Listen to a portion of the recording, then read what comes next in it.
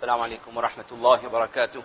بسم الله والحمد لله والصلاة والسلام على رسول الله وعلى آله وصحبه ومن والاه إلى يوم الدين وبعد. سبحانك لا علم لنا إلا ما علمتنا إنك أنت العليم الحكيم. رب زدنا علما يا كريم، رب زدنا علما يا كريم، رب زدنا علما يا كريم. رب اشرح لي صدري ويسر لي أمري واحلل عقدة من لساني يفقهوا قولي. Mes chers frères en islam, nous remercions Allah Azza wa Jal qui nous a gratifiés, qui nous a accordé par cette merveilleuse religion qui est Din al-Islam. Et notre religion, mes chers frères en islam, vous l'ignorez pas, est basée sur le culte, le ibadah, la relation entre le serviteur et Allah Azza wa Jal par le biais des actes d'adoration, la salat, le sawm, c'est-à-dire le jeûne du ramadan, la zakat, etc., etc. Notre din est basé également, et c'est quelque chose là d'essentiel, sur les aqaïd, sur les croyances. Pas de religion, pas de islam pour quelqu'un qui pratique beaucoup, qui fait beaucoup de bonnes actions, mais qui dans son intérieur n'a pas les croyances adéquates, n'a pas les croyances conformes à ce qu'on appelle Ahl Sunnah wal Jama'a.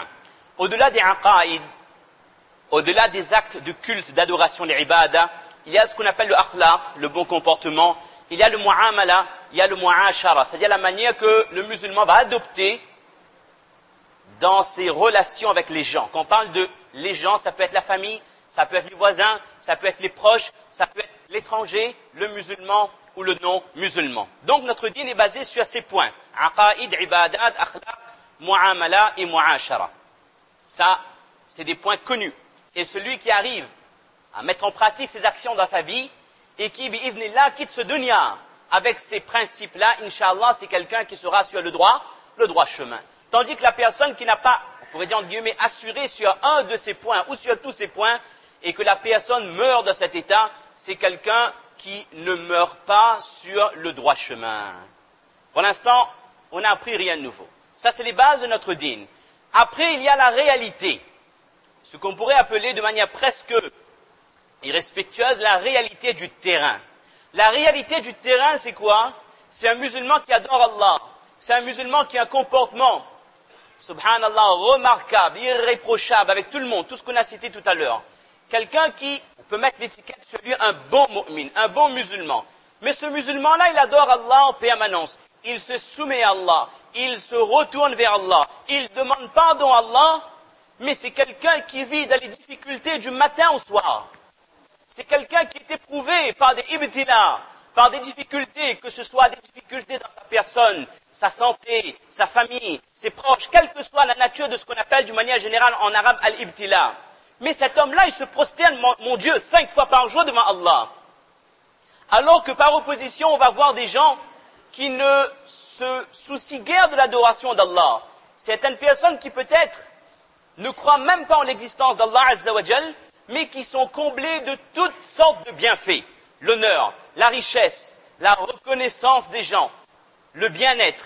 Alors là, à un moment donné, si notre iman n'est pas solide, si nous n'avons pas une connaissance générale de notre religion, une approche globale et non pas une approche précise ou chirurgicale, alors le musulman peut se poser des questions. Qu'est-ce qui fait que moi, musulman, adorateur d'Allah avec les sifat qu'on a dit tout à l'heure, je sois éprouvé, j'ai des difficultés dans ma vie, dans mon travail, dans ma vie de famille, dans ma santé, de mes enfants, alors que d'autres ne font rien de ce que je fais et ils ont tout. Alors mes chers frères, la réponse elle est simple, on peut l'expliquer dans le temps qui nous est donné en 3 ou 4 points. Premièrement, analyser, méditer sur ce hadith de Ibn Mas'ud radiyallahu anhu, lorsqu'il dit que notre prophète alayhi salatu wa salam dit « Ma min muslimin yusibuhu adha min maradin fima siwah » إلا حط الله به سيئاته كما تحط الشجرة ورقها متفق عليه. Ce hadith prophète dit quelque chose de magnifique. Lorsqu'un musulman est atteint par Allah, est atteint par une épreuve de la part d'Allah Azza wa Jal, quelle que soit la nature de cette épreuve, alors qu'est-ce qu'Allah Ta'ala lui accorde en compensation de ses difficultés? Allah Ta'ala annule ses péchés. Les péchés de ce musulman vont tomber. Et le prophète alayhi salatu wa salam utilise une métaphore qui est puissante, qui est forte en sens, comme l'arbre qui perd ses feuilles en hiver ou en automne. De la même manière, ce musulman voit ses péchés tomber. c'est ce qu'on appelle l'expiation des fautes. Allah Azza wa Jal pardonne, efface les péchés du musulman lorsqu'Allah Ta'ala a éprouvé cette personne. Alors déjà là, ça commence à prendre un peu plus de sens. Je commence à réaliser quel est le sens, quel est le but de cette difficulté, et surtout je comprends que ce n'est pas là un manque de reconnaissance, na'oudhu billah, ou un châtiment divin, où cela ne prouve pas que je suis quelqu'un de mauvais parce que c'est pour ça qu'Allah m'éprouve. Analysez cette histoire. Notre prophète alayhi salatu wassalam rend visite à un sahaba qui est malade. Et regardez quel mot le prophète alayhi salatu wassalam va utiliser pour encourager ce sahaba. Et je vous dis bien, c'est un encouragement. Le prophète alayhi salatu wassalam utilise le terme abshiri. On dira les hadiths en français pour aller plus vite. Je t'annonce une bonne nouvelle. On pourrait traduire sois heureux de ce qui t'arrive. On peut se poser la question. Notre prophète va visiter quelqu'un qui est alité, quelqu'un qui est dans le taklif, quelqu'un qui est dans les difficultés. Et notre prophète ne trouve pas d'autre terme, d'autre mot que de lui dire je t'annonce une bonne nouvelle. Alors sois heureux de ce qui t'arrive. Mais qu'est-ce qui est heureux? Qu'est-ce qu'il y a de positif dans quelqu'un qui est alité, quelqu'un qui est malade? Notre prophète alayhi salatu wassalam dit aux sahaba فَإِنَّ مَرَضَ الْمُسْلِمِ يُذْهِبُ اللَّهُ بِهِ خَطِيئَتُهُ كَمَا تُذْهِبُ النَّارُ خَبَثَ الْحَدِيدِ وَالْفِضَّةِ. La bonne nouvelle c'est quoi? Sache, ô chers compagnons, que lorsqu'Allah Azza wa Jal éprouve une personne comme il est en train de t'éprouver, c'est qu'Allah Azza wa Jal a envie d'enlever les péchés qui sont greffés dans ton livret de compte. Allah Ta'ala a envie de te purifier, tout comme le fer, tout comme le feu, purifie l'acier, le métal de toute impureté. Analysez la profondeur de cette parole prophétique. Et analysez notre situation et notre approche des choses qui est souvent humaine, qui est souvent justifiable, qui est souvent légitime. Lorsqu'on se sent, na'oudhu billah, pardonnez-moi l'expression, on peut se sentir lésé de la part d'Allah. Pourquoi moi, mu'min billah, sajid lillah, alors que lui, il ne fait pas ses salats, il n'adore pas Allah, il fait ce qu'il veut, il vit de ce dunya comme il le veut, mais lui il est honoré, lui il a tous les bienfaits. Ça nous fait bien comprendre qu'Allah Azza wa Jal n'éprouve pas une personne, Allahu Akbar, Allah Ta'ala n'éprouve pas une personne gratuitement, qu'à travers chaque épreuve, la ilaha illallah, il y a une volonté manifeste de la part d'Allah de faire accéder cette personne au Jannah, de pardonner ses péchés et d'élever au maximum son grade, la ilaha illallah. Maintenant, analysez la situation d'une personne, Allahu Akbar, je dis ces paroles et je vois une personne éprouvée qui rentre à la masjid, un alim, un hafid al-Qur'an, quelqu'un qui officiait la salat avec nous, qui était notre imam et qui est éprouvé d'une manière qu'Allah seul le sait et qu'Allah seul sait quel est le poids de cette épreuve, de cette personne, de ses parents, de ses proches, de ses enfants. Wa la ilaha illallah, ces paroles-là concernent cette personne et ces paroles-là, ilaha illallah, concernent chaque personne qui est éprouvée à ce niveau, à son niveau de la part d'Allah subhanahu wa ta'ala. Lorsqu'on voit une personne sur qui les épreuves tombent en quantité, une personne qui se lève le matin, qui se couche le soir, qui débute l'année, qui termine l'année avec des difficultés, avec des épreuves, avec des choses qui l'accablent, qui l'empêchent de vivre normalement. Et la personne finit par se demander, mais qu'ai-je fait Allah Azza wa Jal pour avoir autant de difficultés? Dites à cette personne, annoncez-lui la bonne nouvelle, que notre prophète alayhi salatu wassalam nous a fait savoir par le biais d'un hadith d'Ibn Waqqas, ma yabrahu al-bala'u bil 'abdi al-mu'mini hatta yatrukahu yamshi 'ala al-ardi wa ma 'alayhi min khati'ah, rawahu Tirmidhi. Lorsqu'Allah Azza wa Jal éprouve une personne d'une telle manière que l'épreuve est incessante, l'épreuve est, on pourrait dire, accablante, elle est pesante, alors sache que c'est un serviteur, qu'Allah Azza wa Jal est en train d'effacer ses péchés en permanence. Et l'objectif c'est quoi? Et l'objectif c'est quoi? Qu'Allah Ta'ala laisse ce mu'min vivre de ce dunya. Cette personne n'est même pas consciente, mais il n'y a pas un péché qui reste sur son livret de compte. C'est-à-dire les anges, lorsqu'ils vont rapporter les actions bonnes, alhamdulillah, il y en a, mais lorsqu'ils auront à rapporter les mauvaises actions, il n'y aura. Mais quand je vous dis rien, mais c'est strictement rien. Parce que notre prophète alayhi salatu wassalam dit bien wa ma alayhi min, et le min en arabe dit min tab'idiyya, c'est-à-dire qu'il n'y a pas ne serait-ce que l'atome, il n'y a pas un péché, même si cette personne vit 70 ans, 80 ans, il vit comme tout le monde, mais par cette difficulté qui l'accable, cette difficulté, ces ibtilas qui ne le lâchent pas, c'est quelque chose qu'Allah a donné, et en conséquence, et en compensation plutôt, cette personne-là, lorsqu'elle va mourir, et elle va retourner auprès de son Seigneur, Lorsque la personne retrouve Allah, c'est quelqu'un qui retrouve Allah le jour du jugement auprès du tribunal d'Allah. وَمَا عَلَيْهِ مِنْ خَطِيئَةٍ. Et il n'y a pas un péché, il n'y aura aucune reproche à faire à ce genre de personne. Dites-moi, si une telle personne n'accède pas au paradis bidoun hisab, qui accède au paradis bidoun hisab? Si ce n'est pas ce genre de personne qui entre au paradis sans rendre de compte, qui sait qui a cet honneur, qui d'autre peut accéder au paradis sans rendre de compte? Une personne qu'Allah a éprouvée et qui a supporté l'épreuve, vous pensez qu'Allah va lui poser ne serait-ce une question sur les bienfaits ou sur les péchés qu'elle a pu accomplir? Péché même pas, parce que tous les péchés ont été automatiquement effacés par le biais de ces épreuves. Et là, ça prend tout le sens qu'on veut comprendre. Là, nous réalisons bien quel est le sens de la difficulté des ibtila lorsqu'Allah Ta'ala éprouve un serviteur, un mu'min billah. Autre point, on a vu là, c'est l'expiation des fautes. Et il y a un autre point qui se dégage à travers les hadiths qui traitent des ibtila. Vous savez, tous ces hadiths qui parlent des épreuves, ces hadiths-là sont en relation avec al-iman bil qada wal qadr. Le kalima qu'on enseigne à nos enfants, wal qadri khayrihi wa sharrihi min Allah ta'ala. Vous savez, ces paroles-là sont énormes. Peut-être que nous-mêmes, adultes, nous ne maîtrisons pas le poids de ces paroles, mais ça, c'est la religion, le iman du musulman. Ça vous permet, vous musulmans, de vivre en paix avec vous-même dans ce dunya, de donner une interprétation à tout ce qui peut arriver, de bien comme de mal. Et ce mu'min qui a cette connaissance, il vit avec itmi'nan dans son cœur, avec un cœur apaisé, comme personne ne peut comprendre. Un non-musulman ne pourra jamais réaliser quelle quiétude, quelle tranquillité habite le cœur d'un mu'min billah. Donc, autre hikmah, autre sagesse, Allah Azza wa Jal veut élever le grade du musulman. Et il n'y a pas une personne parmi nous qui ne souhaite pas rencontrer Allah Azza wa Jal avec un daraja, avec un grade élevé. Qui ne rêverait pas d'être dans le paradis avec Abu Bakr Siddiq, avec Omar, avec Uthman, avec Ali? Ce sont des choses qui sont possibles. Ce sont des choses qui sont accessibles. Ce n'est pas un rêve. C'est quelque chose qu'Allah peut accorder à un musulman en 2015, en 2020. Mais il y a un prix à payer. Il y a des actions à porter. Il y a un certain éloignement par rapport au péché qui permettent aux musulmans de monter de grade.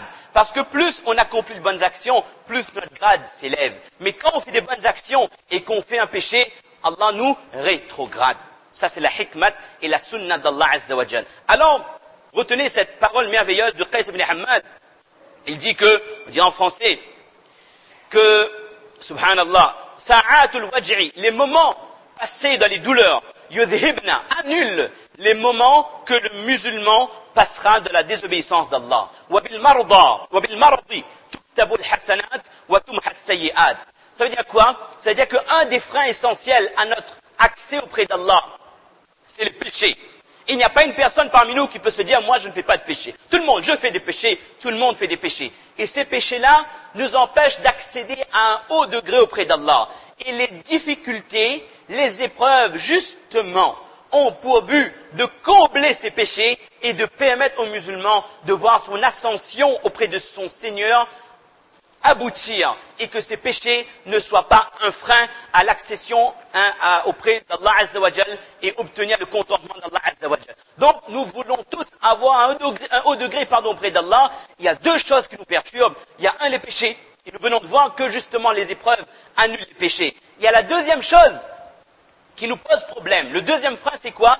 C'est le manquement d'assiduité ou alors de qualité dans nos bonnes actions. Un mu'min, un musulman, qui ne fait adorer Allah que pendant le mois de Ramadan, son grade va monter dans le mois de Ramadan, mais va redescendre après le mois de Ramadan. Parce qu'il n'y a pas de istiqama, et peut-être, et Allah seul les juge, il n'y a pas les qualités requises dans les actes d'adoration. Mais là aussi, pour ce second manquement, qui fait que nous ne pouvons pas augmenter régulièrement comme les Sahaba le faisaient, Allah Azza wa Jal envoie les ibtila, et les épreuves vont pallier à ce manquement de les bonnes actions. Inna ar-rajula, je cite le hadith parce qu'il est magnifique, la yakunu lahu 'inda Allah al-manzila, le mu'min a un degré promis par Allah. Mais fama yablughuha bi'amal, mais malheureusement ces bonnes actions ne lui permettent pas d'atteindre ce degré. Alors qu'est-ce qu'Allah va faire? Fama yazalu Allahu yabtalihi bima yakrah. Allah Ta'ala va l'éprouver par des choses qu'il n'aime pas. C'est les épreuves. Allah Ta'ala va l'éprouver par des choses qui lui donnent des difficultés. Hatta yuballighahu iya, jusqu'à ce que ce musulman atteigne ce degré qu'Allah veut bien lui faire atteindre. Et là, mes chers frères, ça prend forme dans notre esprit. Là, je comprends le sens du destin.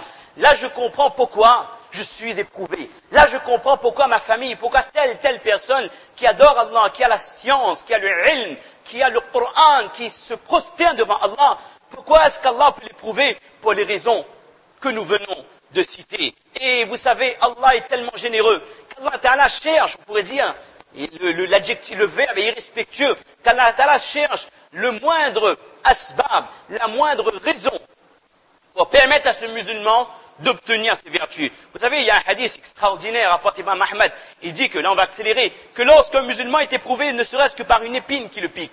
Ou un autre hadith, lorsque le prophète dit que lorsque le musulman a mal à la tête, on appelle ça as-souda' al-mu'min. Et lorsqu'un musulman est éprouvé par une migraine, là aussi c'est un asbab suffisant. Là aussi c'est une raison suffisante de la part d'Allah Azza wa Jal pour lui accorder les vertus et les bienfaits de la personne éprouvée. Mais après ça, mes chers frères, vous êtes tous conscients que plus la foi est présente dans le cœur d'une personne, plus les difficultés, plus les épreuves de ce dunya seront conséquentes. Surtout, ne jugeons pas la foi d'une personne, ne jugeons pas la situation d'un musulman par rapport à ce qu'il endure de ce monde. Ce n'est pas un miqyas, ce n'est pas quelque chose de proportionnel. C'est pas plus je suis éprouvé, plus j'ai des difficultés, ça veut dire que je suis éloigné d'Allah. Là, bien au contraire. Plus il y a des difficultés, plus Allah veut vous rapprocher de lui, plus Allah a envie de pardonner vos péchés, plus Allah a envie d'élever votre grade, votre degré. Dans quel objectif? Pour que ce mu'min rencontre Allah le jour de Qiyamah sans qu'il n'y ait de péché dans son livret de compte. Et dites-moi, mes chers frères, si ce n'est pas ça l'objectif principal de chaque musulman, est-ce que ce n'est pas ça que nous recherchons à travers nos sujoud, à travers nos jeûnes, à travers nos ramadans? C'est rencontrer Allah et qu'Allah soit satisfait de nous. C'est pour ça, mes chers frères, les sahaba, ils nous ont dépassés, wallahi, de loin. Ils ont compris que lorsqu'Allah éprouve une personne, Allah Ta'ala veut du bien pour cette personne. Vous savez, le verset très connu, Asa, an takrahu shay'an wa huwa khayrun lakum. Il y a des fois où on n'aime pas quelque chose, mais Allah sait qu'il y a un bien pour nous dedans. Wa asa an tuhibbu shay'an wa asa an tuhibbu shay'an wa huwa sharrun lakum. Et il y a des fois où on aime quelque chose. On aimerait avoir telle chose. On aimerait pouvoir jouir de tels bienfaits. Mais Allah ne nous le donne pas. Parce qu'Allah, il sait pertinemment que si je donne à cette personne tomberait dans tel et tel péché. Vous savez, on va faire 1001 liens, on ne terminera jamais à temps. Il y a un hadith dans lequel le prophète explique qu'il y a des gens qui sont riches et des gens qui sont pauvres. Mais Allah Ta'ala sait pertinemment pourquoi il a fait des gens riches et des gens pauvres. Parce que pour certaines personnes pauvres, si Allah leur avait donné les biens de ce monde, ils auraient fait tel et tel péché. Donc Allah, dans un sens, les a protégés de ces péchés en éloignant ce bienfait. Et comprenez vice-versa pour les personnes qui sont riches, s'ils étaient pauvres, ils auraient eu recours à tel péché pour obtenir les biens et Allah les a préservés de cette difficulté. Alors quand on dit tout à l'heure que les sahaba, ridwanullahi alayhim ajma'in, eux, ils avaient tout compris parce que leur foi sur le destin, elle était complète. Et une fois, regardez cette histoire, elle illustre exactement ce qu'on veut dire. Notre prophète alayhi salatu wassalam rend visite à une femme, sahabiya, qui était malade. Et regardez, c'est une phrase exceptionnelle. Le prophète dit à cette dame, in shi'ti da'awtullaha fashafaki. Il dit que si tu veux, si tu le souhaites, je demande à Allah dua. Je demande à Allah de te donner la santé. Et Allah te donnera la santé maintenant. Parce qu'Allah Ta'ala accepte les doigts de son prophète alayhi salatu wassalam. Wa in shi'ti sabarti wala hisab alayk. Mais si tu le souhaites, je ne ferai pas de dua pour toi.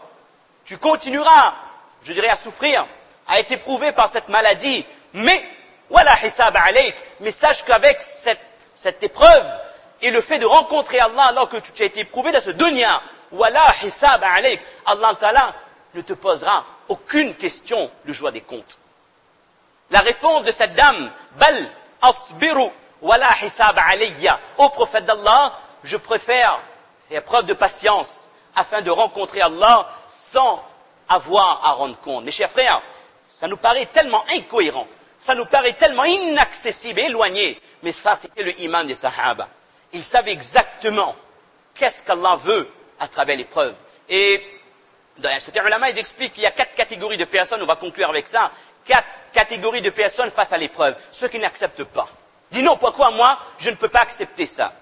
L'autre catégorie de personnes qui ne dira rien de désobligeant, mais intérieurement, ça le brûle. Intérieurement, il aurait souhaité qu'Allah éprouve quelqu'un d'autre ou qu'Allah ne l'éprouve pas lui. Mais il ne le dit pas. Mais intérieurement, il n'accepte pas, il ronge, il mange sa colère. Troisième catégorie de personnes, celui qui accepte l'épreuve et qui fait preuve de sabr. Et la quatrième, et ça c'était le manzila des sahaba, ceux qui remercient Allah Azza wa Jal dans les épreuves. Et ça c'est extraordinaire ça.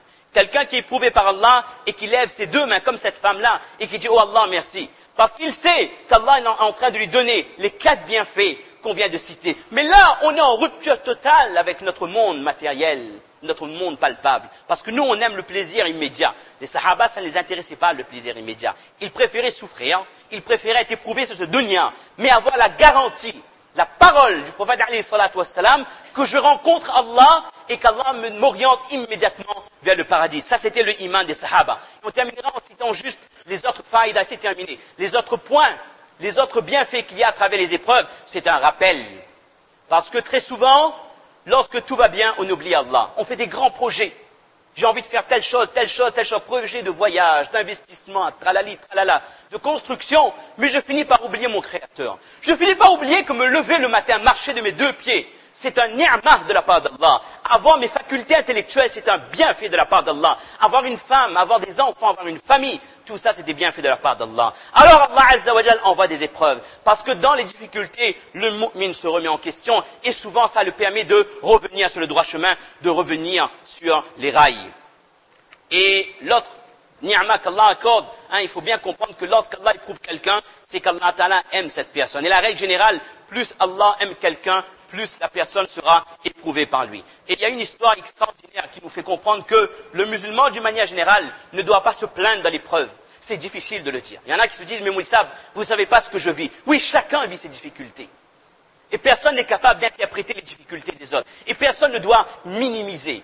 Pas de discours moralisateur à dire que non, ça c'est rien. C'est pas rien. Toutes les personnes qui souffrent, c'est pas rien. C'est des difficultés, ça. Et il faut les respecter. Mais il faut juste leur donner les conseils qu'on a donnés et dire que si Allah t'éprouve, c'est qu'Allah t'aime. C'est pas Qais ibn Hamad, c'est pas lui tout le temps. Urwa ibn Zubayr, dans un voyage, il lui arrive un accident, il perd une jambe, amputé d'une jambe. On est en train d'amputer sa jambe et en même temps, il entend cette nouvelle que son fils, qui était dans, j'ai plus le nom du pays en tête, j'ai pas le hadith, son fils vient d'être tué. C'est un enfant, il a été tué. Imaginez la situation de cet homme qui perd un membre et qui voit son fils mourir. Et il dit une parole magnifique. Oh Allah, tu m'as donné 4 membres. Tu m'en as repris 1, mais tu m'en as laissé 3, alhamdulillah. Oh Allah, tu m'avais donné 7 enfants, il avait 7. Tu m'en as repris 1, mais tu m'en as laissé 6. Si tu m'as éprouvé, oh Allah, tu as été généreux. Oh Allah, tu n'as pas été injuste. Qu'Allah nous accepte, nous permet de méditer, de comprendre le sens de chaque épreuve, et surtout, qu'Allah accorde la santé à chaque personne éprouvée. Subhana rabbika rabbil izzati amma yasifun, wa salamun ala al-mursalin, walhamdulillahi rabbil alamin.